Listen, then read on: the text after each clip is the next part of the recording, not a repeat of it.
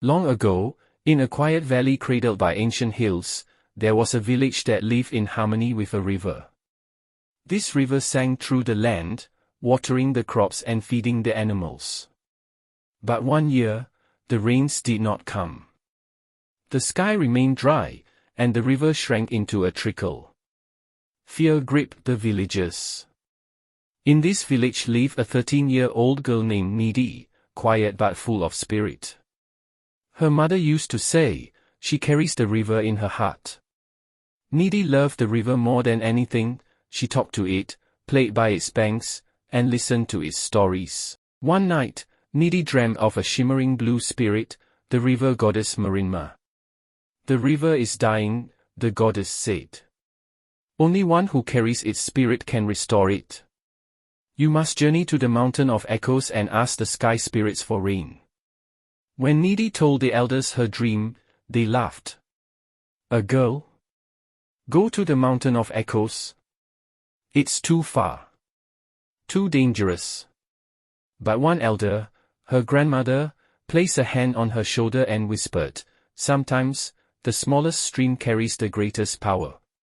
With her grandmother's blessing, Nnedi set out alone at dawn. She carried a small calabash of river water and a staff carved by her late father.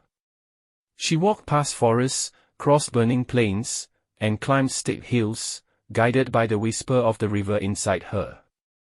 As she reached the windy cliffs, the spirits of the wind swirled around her. "Turn back," they howled. But Nnedi stood firm, holding up the calabash. "I carry the river. Let me pass." The winds calmed, and the spirits bowed. At last, she reached the mountain of echoes, where clouds swirled like restless ghosts.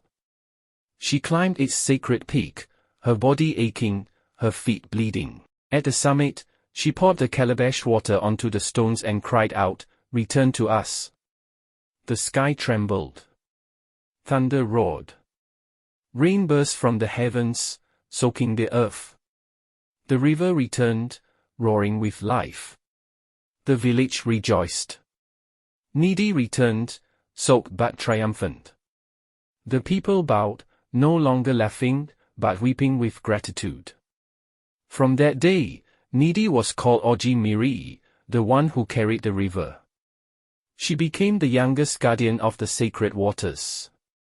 Her courage reminded everyone, even the smallest can hold the power of life. The river still flows today, and when the rain falls on the roofs of that old village, the children say, "That's Nnedi, carrying the river home again." And so her story, like the water, lives on, endlessly.